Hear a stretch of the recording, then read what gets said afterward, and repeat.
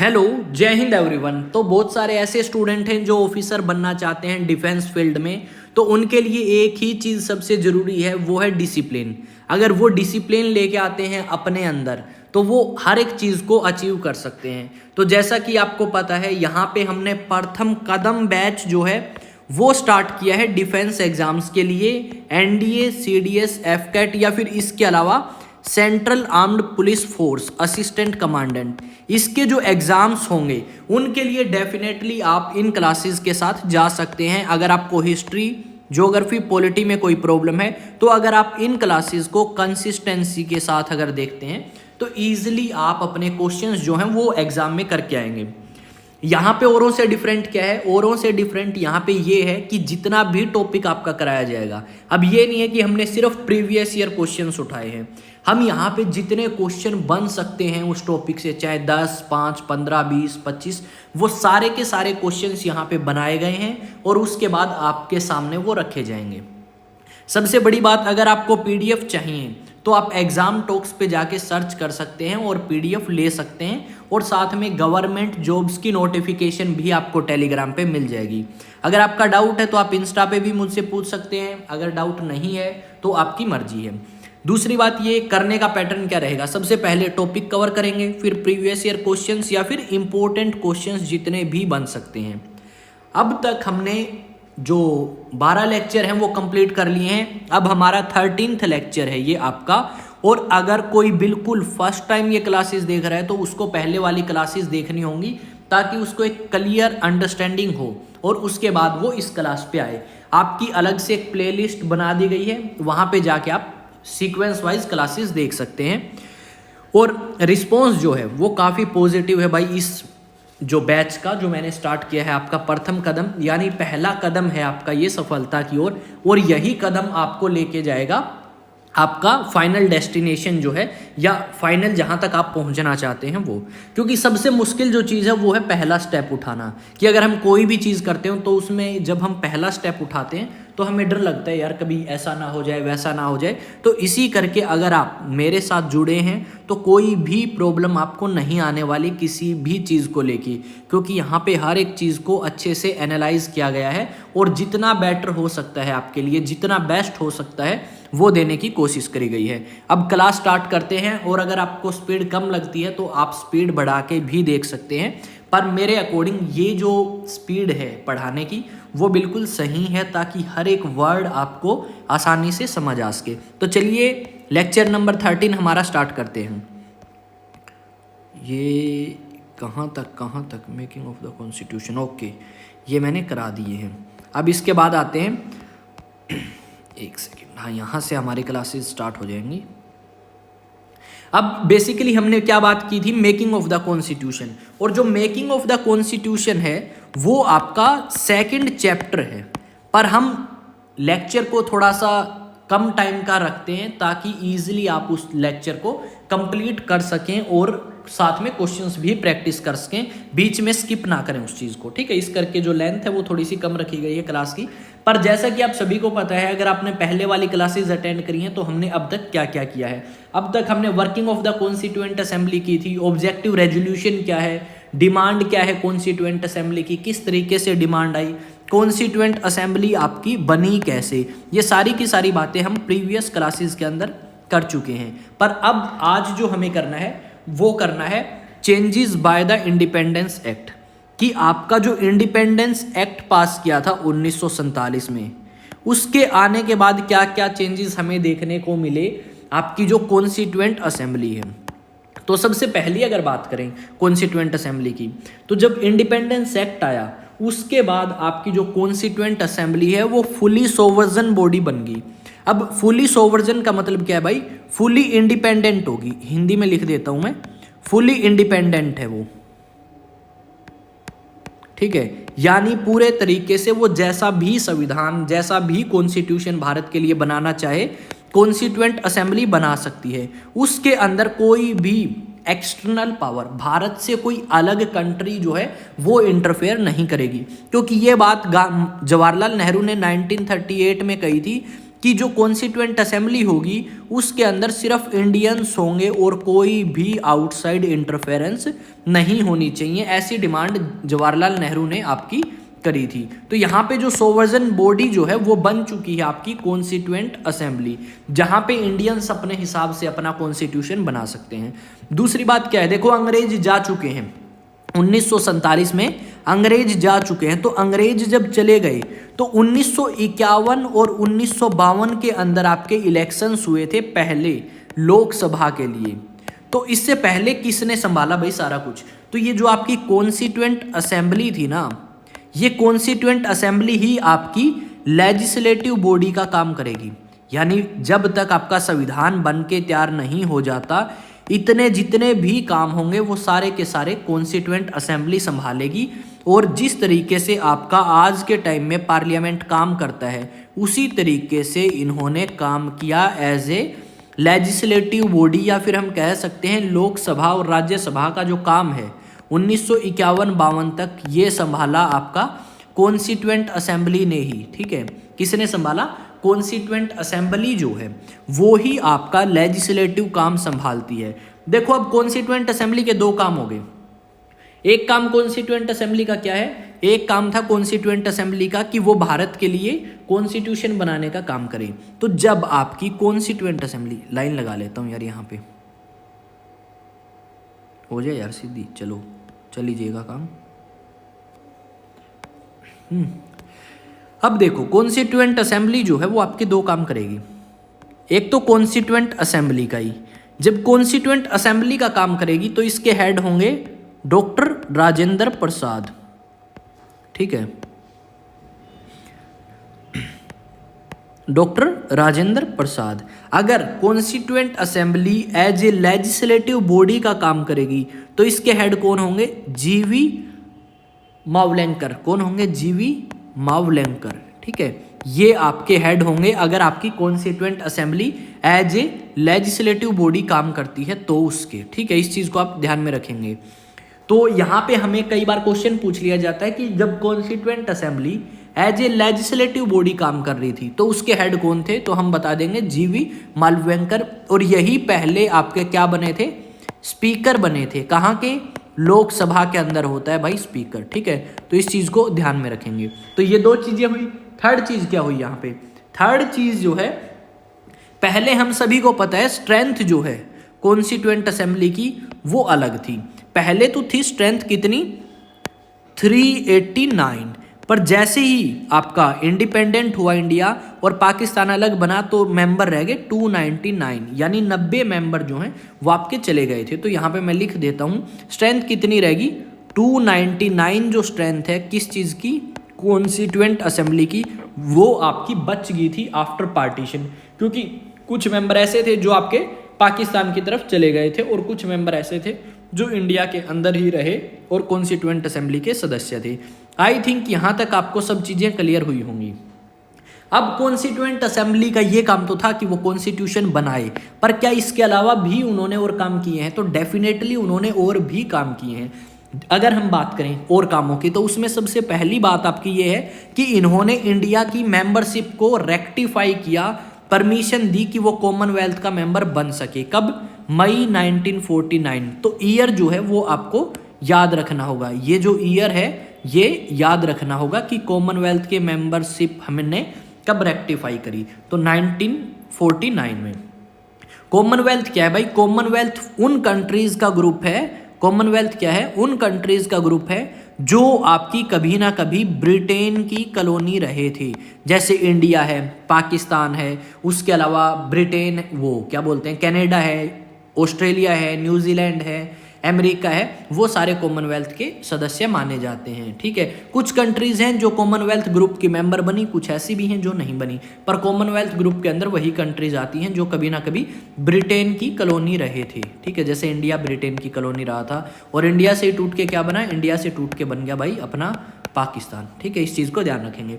Second जो important thing है, second important thing हमें यहाँ पे ये देखने को मिलेगी कि इसी कॉन्स्टिट्यूएंट असेंबली ने भारत का जो ध्वज है, भारत का जो फ्लैग है, नेशनल फ्लैग, उसको स्वीकार किया कि कैसा हमारा फ्लैग होना चाहिए। तो 22 जुलाई 1949 को इंडियन कॉन्स्टिट्यूएंट असेंबली ने भारत के लिए भारत का फ्लैग जो है वो हमें दे दिया था, हमारा तिरंगा जिसको हम कहते हैं। ठीक है, 3 रंग जिसके अंदर हमें देखने को मिलते हैं, कौन कौन से कलर हैं और कितनी स्पोक्स हैं, उस चक्कर में कितनी आपकी स्पोक्स हैं वो भी आप मुझे कमेंट सेक्शन में बताएंगे। नेक्स्ट और काम क्या किया भाई इन्होंने, तो और काम की अगर बात करें तो इन्होंने अडोप्ट किया यानी स्वीकार किया नेशनल एंथम और नेशनल सॉन्ग को। कब? 24 जनवरी 1950 के अंदर।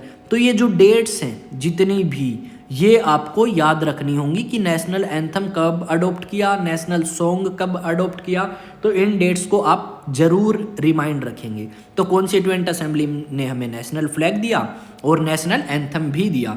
इसके अलावा अगर हम बात करें तो हमारे जो राष्ट्रपति हैं, जो पहले राष्ट्रपति कौन थे भाई, जैसा कि हम सभी को पता है हमारे पहले राष्ट्रपति थे डॉक्टर राजेंद्र प्रसाद। ठीक है, डॉक्टर राजेंद्र प्रसाद। एक बार क्वेश्चन क्या आया, क्वेश्चन ये आया था कि डॉक्टर राजेंद्र प्रसाद कौन सी स्टेट के थे, स्टेटमेंट में ही क्वेश्चन पूछ रखा था ये, तो ये थे अपने बिहार के। ठीक है, इस चीज़ को आप ध्यान रखेंगे बिहार के। एक बार क्वेश्चन के अंदर ये स्टेटमेंट भी आई थी कि डॉक्टर राजेंद्र प्रसाद महात्मा गांधी से पहली बार कब मिले, तो 1917 चंपारण मूवमेंट के टाइम में, चंपारण मूवमेंट के टाइम में महात्मा गांधी से मिले थे डॉक्टर राजेंद्र प्रसाद। तो जो आपका डॉक्टर राजेंद्र प्रसाद है उसको भारत का जो राष्ट्रपति है वो कब अनाउंस किया गया, तो डॉक्टर राजेंद्र प्रसाद को भारत का राष्ट्रपति भी अनाउंस 24 जनवरी 1950 को ही किया गया था। तो इस चीज़ को भी आप क्या करेंगे, ध्यान में रखेंगे। काफ़ी इंपॉर्टेंट पॉइंट्स हैं ये, आप इनको स्किप ना करें। और कई बार ये लगता है कि आसान है भाई कर लेंगे, पर आसान तो है और इन्हीं चीज़ों में हम मिस्टेक करके आते हैं। तो चीज़ ये जो है ज़रूर ध्यान रखें जितनी भी मैंने अभी आपको लिखवाई हैं। अब नेक्स्ट पॉइंट पे आते हैं कि आपका जो कॉन्स्टिट्यूशन है इसको बनने में टाइम कितना लगा।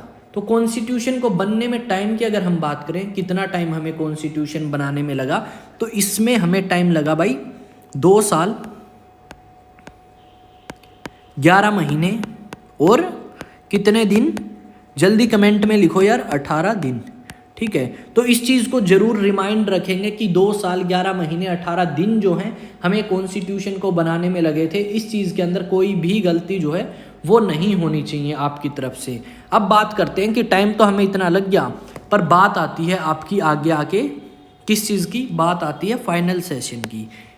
ठीक है, फाइनल सेशन आपका कब हुआ और टोटल सेशन कितने हुए।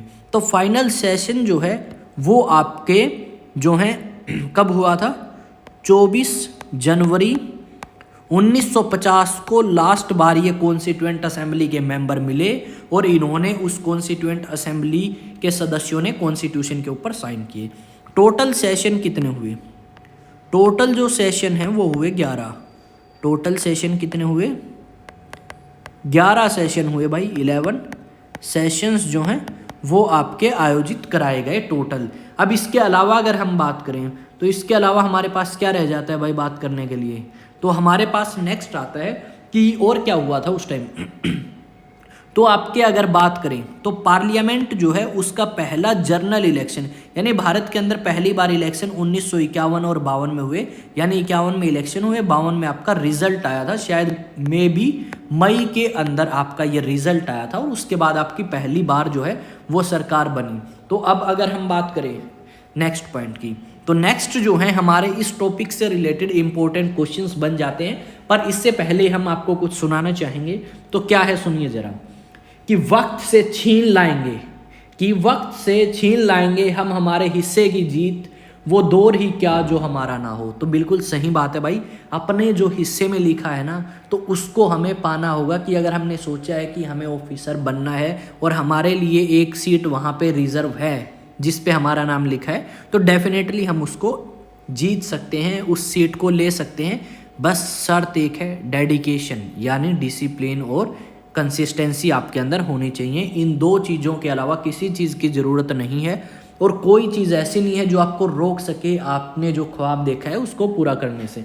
ठीक है, अब बढ़ते हैं क्वेश्चंस की तरफ। तो क्वेश्चन आपके सामने है, who chaired constituent assembly when met as legislative body. जब एज ए लेजिस्लेटिव बॉडी आपकी मिलती थी कॉन्स्टिट्यूएंट असेंबली, तो उसकी अध्यक्षता कौन करते थे भाई लेजिस्लेटिव बॉडी के रूप में? तो कौन करता था भाई? जीवी मावलेंकर। कौन? जीवी मावलेंकर जो है, यहाँ पे लिख देता हूँ पूरा नाम, जीवी मावलेंकर जो है वो एज ए कॉन्स्टिट्यूएंट असेंबली जब लेजिस्लेटिव बॉडी का काम करती थी तो चेयरमैन बनते थे।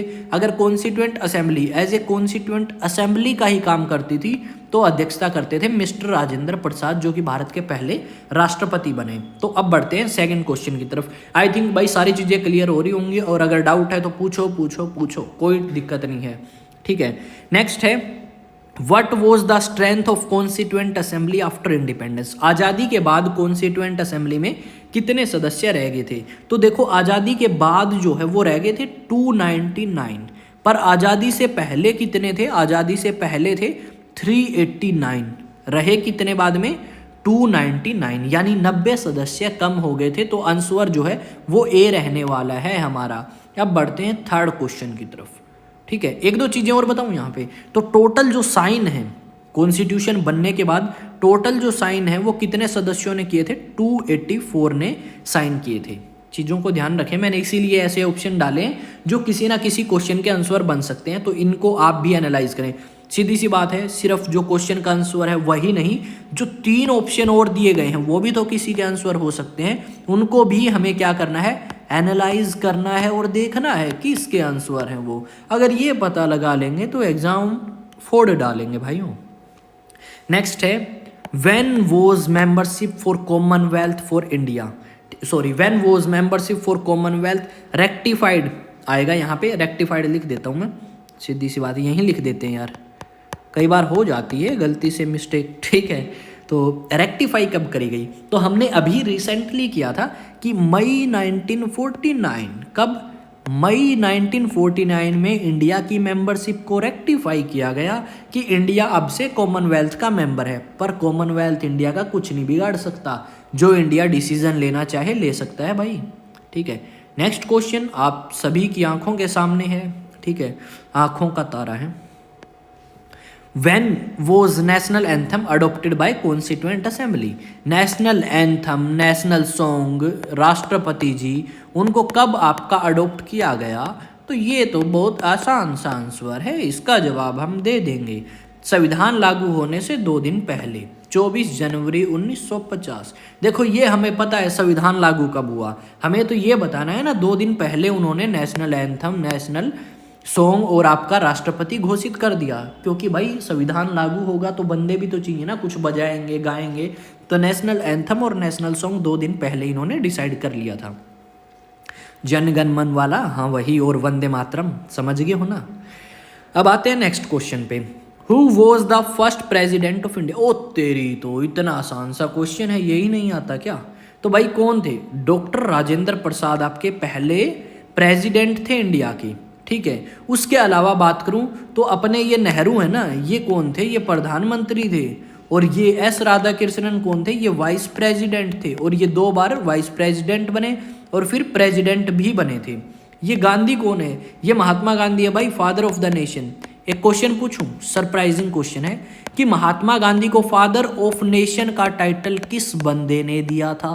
भाई अगर ये बता देगा ना, उसके लिए स्पेशल गिफ्ट अनाउंस करूंगा मैं, बिना गूगल से सर्च किए। ईमानदारी से बताना है, अगर आता है तो बताएं, अगर नहीं आता तो भाई गूगल पे सर्च ना करें, ठीक है। मेरे से कमेंट में पूछ सकते हैं, मैसेज कर देना, अगर मेरे को ध्यान में ना रहे तो मैं आपको ये बताऊंगा। तो आप मुझे बताएंगे फादर ऑफ द नेशन का टाइटल किसने दिया? महात्मा गांधी को। हम कहते हैं ना महात्मा गांधी ये था वो था, तो आप सरप्राइज होंगे कि अच्छा इस बंदे ने महात्मा गांधी को फादर ऑफ द नेशन कहा था या। अब आते हैं नेक्स्ट क्वेश्चन पे कि how much time taken by constituent assembly for the formation of constitution? Constitution को बनाने में कितना टाइम लगा कॉन्स्टिट्यूएंट असेंबली को? तो सीधी सी बात है, कितना टाइम लगा था भाई? 2 साल 11 महीने 18 दिन, यानी ऑप्शन नंबर डी में यही बात लिखी गई है, 2 साल 11 महीने और 18 दिन। तो आंसर डी हो जाएगा हमारा, ठीक है। तो इस चीज़ को ध्यान में रखें। अब आते हैं नेक्स्ट क्वेश्चन पे। नेक्स्ट क्वेश्चन है क्वेश्चन नंबर 7 और इस क्वेश्चन नंबर 7 में कहा गया है पहली बार when was first general elections take place in. आपके पहली बार जनरल इलेक्शंस कब हुए, ठीक है। तो जनरल इलेक्शन पहली बार जो हुए वो हुए 1951 और 1952 के अंदर। तो इस चीज़ को भी आप क्या करेंगे भाई, ध्यान रखेंगे। और सबसे ज़रूरी बात ये कि अगर आप इन क्लासेस के नोट्स और ये सारे क्वेश्चंस चाहते हैं तो आपको जाना होगा टेलीग्राम के ऊपर और वहाँ पे टाइप करना होगा एग्ज़ाम टॉक्स। और जैसे ही टाइप करोगे तो आपको एग्ज़ाम टॉक्स नाम से एक चैनल मिलेगा, उसके ऊपर जाके आपको करना होगा सब्सक्राइब। और जैसे ही सब्सक्राइब करोगे या नहीं भी करोगे तो भी ये क्वेश्चंस आपको मिल जाएंगे जो मैंने आपको कराए हैं और जितने नोट्स हैं जिनके थ्रू मैं पढ़ाता हूँ, कुछ चीज़ ऐड करता हूँ। क्योंकि भाई रिवीजन करनी है ना, तो डेफिनेटली काफ़ी आसानी से रिवीजन कर पाओगे उन नोट्स की हेल्प से, क्योंकि आपको पता है कि किस पॉइंट पे मैंने क्या बात बोली है। और वो बातें अगर आपको ध्यान में हैं तो रिवीजन करने में टाइम नहीं लगेगा। दूसरी बात ये है अच्छी रिवीजन होगी आपकी। तो भाई टेलीग्राम पे ज़रूर जाएँ। और दूसरी बात के अलावा क्या है, सब्सक्राइब जरूर करें भाई। आपका अपना चैनल है और काफ़ी अच्छा रिस्पॉन्स अब तक मुझे हर एक स्टूडेंट की तरफ से देखने को मिल रहा है। तो जितने भी आपके कम्पिटिटिव एग्ज़ाम के एस्पिरेंट्स हैं, चाहे वो फिर किसी भी एग्ज़ाम के लिए क्यों ना कर रहे हो, उनको कई बार लगता है एसएससी के स्टूडेंट हैं कि एनडीए के लिए, सीडीएस के लिए जो जीके आती है वो कर लेंगे तो ईजिली हम स्कोर अच्छा कर लेंगे जीके के पोर्शन में एसएससी में। तो डेफिनेटली आप अच्छा स्कोर कर सकते हैं इस प्रथम कदम बैच को देख के, चाहे आप किसी भी कंपटीशन एग्जाम की प्रिपरेशन क्यों ना कर रहे हो। पर हम जो टारगेट लेके चल रहे हैं वो हम हमारे डिफेंस एस्पिरेंट्स को टारगेट करके चल रहे हैं ताकि वो अपने मकसद, अपनी मंजिल तक पहुंच पाएं और कहीं डिस्ट्रैक्शन ना हो, कहीं भटकना ना पड़े उनको। ये ना हो कि एज निकल जाए और सिलेक्शन ना हो, ये ना हो उनके साथ कि यार ये क्या कर लिया, यहाँ से तो क्वेश्चन ही नहीं बने। तो डेफिनेटली आपको इस चीज़ की कोई भी परेशानी नहीं होगी। जितना मैं करा रहा हूँ वो आप करें, यकीन करें, एग्ज़ाम्स तक आपको सब कुछ मिलेगा। एक चीज़ और, आप मॉक टेस्ट जो है PDF फॉर्मेट में ले सकते हैं टेलीग्राम पे जाके फ्री ऑफ कॉस्ट। उसके लिए कोई भी आपको चीज़ या कोई भी पैसे पे करने की ज़रूरत नहीं है। फ्री ऑफ कॉस्ट आपको मॉक टेस्ट मिलेंगे। तो ज्वाइन कर लें भाई PDF के लिए एग्ज़ाम टॉक्स पे। और अगर नहीं भी करना चाहते तो भाई सिर्फ डाउनलोड कर लें और आपकी मर्जी है, करें ना करें वो आपका डिसीजन है। तो मिलते हैं नेक्स्ट वीडियो में। जय हिंद, जय भारत।